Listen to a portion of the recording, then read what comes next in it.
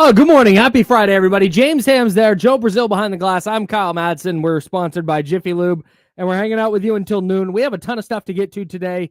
Holy hell, dude. Wow. Yes.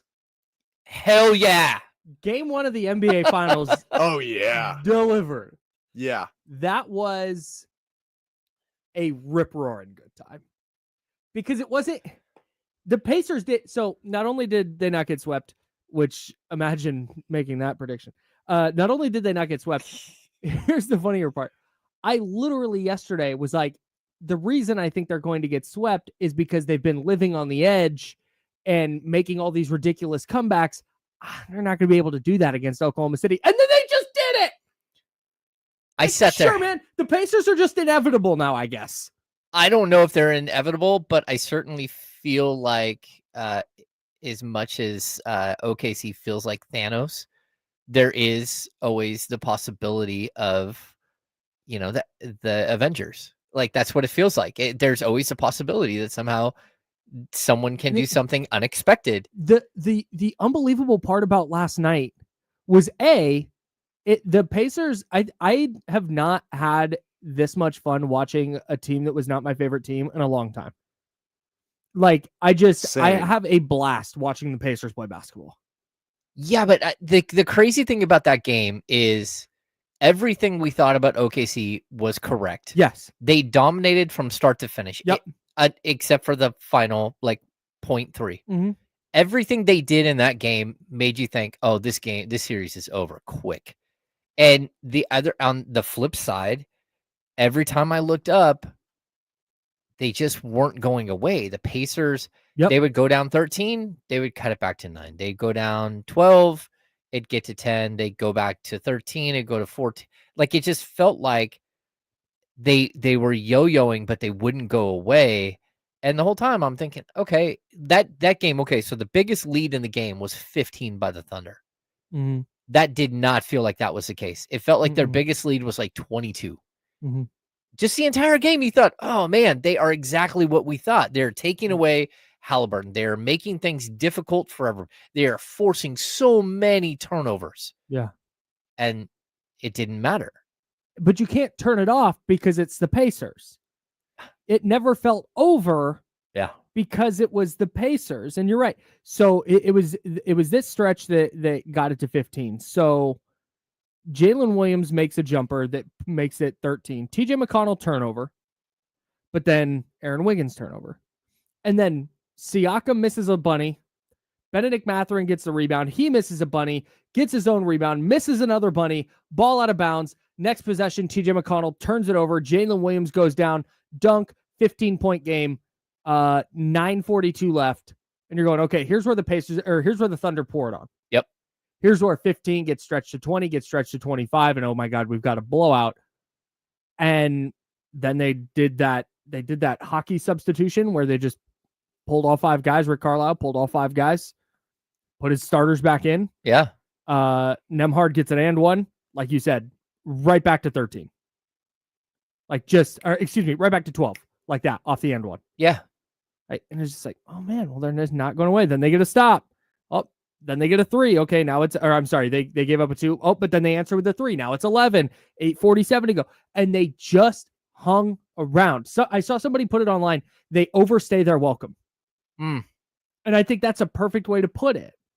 And the amazing thing about that game last night is down the stretch.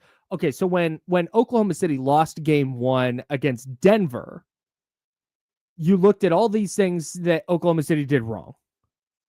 Oh man, they were fouling up 3, but they were fouling too quickly, and in the backcourt, and Jokic was on the bench, and they still fouled. Like, oh my God, they got to clean that up. You look at the Pacers game 1 comeback against the Knicks, and you go, okay, well, if Nesmith goes 5 for 6 down the stretch instead of 6 for 6, they still lose. Like that, nothing happened last night that I'm like, okay, well, if you're Oklahoma City, you feel pretty good about where you're at, despite the box score. They just got outplayed over the final 10 minutes. Yeah. It got to winning time, and the Pacers did winning time better than the Thunder did. It's funny because, they're Indiana. Pacers. I'm assuming the nexus of the name Pacers is based after the pace car, Yes, correct. right? Mhm. And that's what it felt like. They just kept pace the entire time. Yep. And they were down, but they just kept going. They were just kind of like, hey, we're still here. We're not going anywhere. And I think there was so many points in that game where OKC just thought, oh man, we're just so better. We're better than them. Mhm. We got them. Mhm. And then they just keep fighting. I was sitting at Old Town Pizza in Auburn. Shout out Old Town Pizza, great pizza. And I was watching the game with my family, and there was like 2 or 3 guys at the bar. We were all watching on the big screens, and they just kept going and going. They kept drawing it back in, and then they get that final rebound, and I'm literally standing up out of my stool. We're sitting at a tall top table, and I'm like, "Get the ball to tie, get the ball to tie." Yeah. And then they get the ball to tie. They go around. He makes a move, pulls up from 17, 18. Did And anyone in America think he was going to miss that shot? no, well, like I as don't think soon a as it sing- hit, like my family and the 3 guys at the bar, everyone's yelling. Yeah. Like, what in the world? Yeah, no, it It's was crazy. ridiculous. I was just waiting for him to get the ball Mhm. because the story had already been written at that point. So Yeah.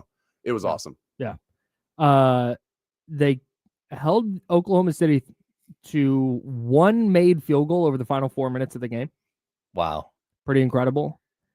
The moment where the only time I thought, dang, they let it slip was when 2:52 to go.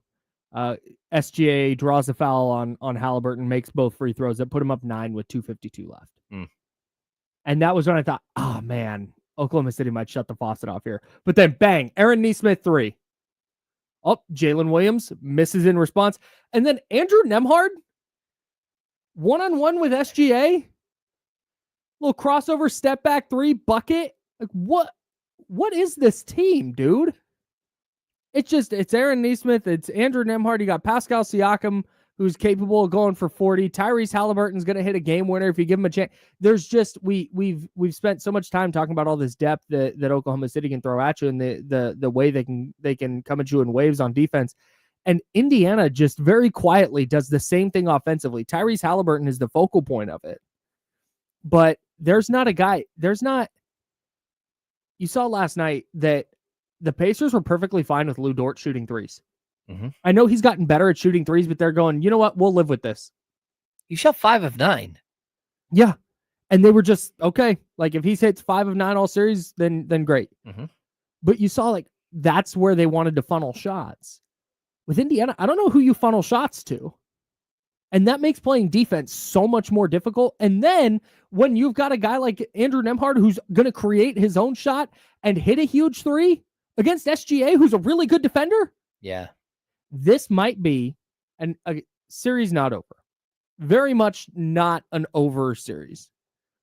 But the way it's not as dramatic as the Pacers game 1 win over the Knicks in the conference finals. Mm-hmm. But this has the air of, that might leave Oklahoma City woozy enough that they never fully get back into the series. It wouldn't shock me if that wound up being the case where, man, Oklahoma City wins game 2, but then Indiana gets game 3 and Oklahoma City gets game 4, but then the Pacers get game 5 in OKC and now they're coming home up 3-2. Like that wouldn't shock me at all, where the Thunder just never quite get all the way into the series because they took this haymaker on the chin in game 1. Yeah, I have more faith in them. I think that they're a team that just learned a very, very valuable lesson. Sure. They're Definitely. young, mm-hmm. and they're going to be prone to mistakes. And they just learned that if you let off the gas just that little tiny bit, you're done. Yep. That team will beat you. Yep. And that's something that from here on out, I expect them to turn up the intensity on Halliburton even more. And the question is, can the other players around him step up and be really good? I think it's interesting you brought up how they were allowing the funnel to Dort. Mm-hmm. So Dort has 15, which, again, he goes 5 of 9 from 3, 5 of 10 from the field. Mm-hmm. Jalen Williams was not effective. 6 of 19 goes for 17 points. So they put a lot of pressure on Williams, and he did a lot of ISO stuff that didn't make sense. Mm-hmm. And then it was SGA. I feel like they're going to let SGA score between 30 and 45 points every I think single they're game. fine with it. Yep. And then I didn't understand. Chet Holmgren just wasn't part of the game plan. Like, he finishes with 6 points and 6 rebounds, but he plays 24 minutes, 23 minutes and 31 seconds. Like, what is happening? He's not in foul trouble. Like, maybe he's just ineffective. But I just think that in order for that team to be at its best, they do need that established big three that they've kind of marched through the playoffs with. Yeah.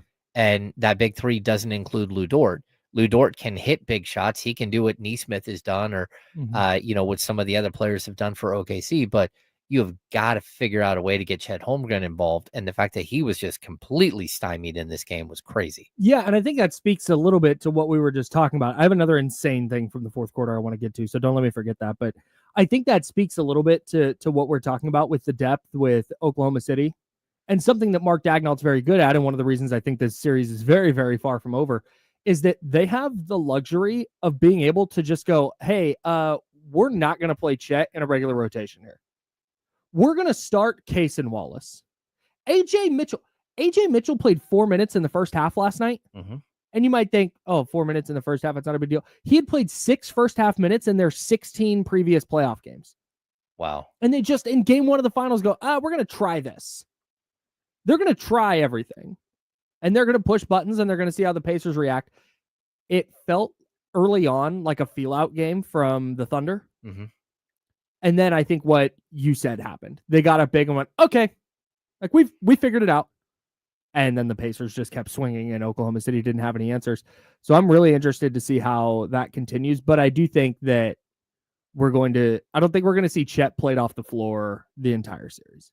Yeah, I hope not, because I think he's been exceptional. And I don't hate the matchup with him against Pascal Siakam at all. Do you? Yeah. And I think Siakam's just so good at using his body, and Chet just is not there strength-wise yet. No, that's true. That's true. I will say too, like, even though they ended up losing, some of their defensive plays were nuts. That block by Lou Dort, oh my God, was just off the charts. Talk about, it goes straight up. It looks like one of those things that happens in a video game, and you're like, got glitch. That's stupid. Yeah, that can't happen.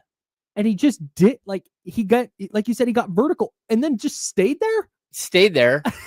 And then swatted a clean swat, doesn't foul at all. You're like, that was unbelievable. I want to run this fourth quarter thing by you real quick. Okay. In the fourth quarter, Oklahoma City got outscored 35-25. Shai Gilgeous-Alexander had 10. Jalen Williams had 8. Case and Wallace 2. Alex Caruso 4.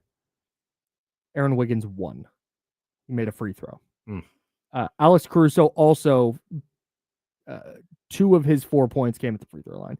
6 of Shai's 10 came at the free throw line. But anyways, so they had 5 guys score, and 3 guys score 3 or more. Indiana had 7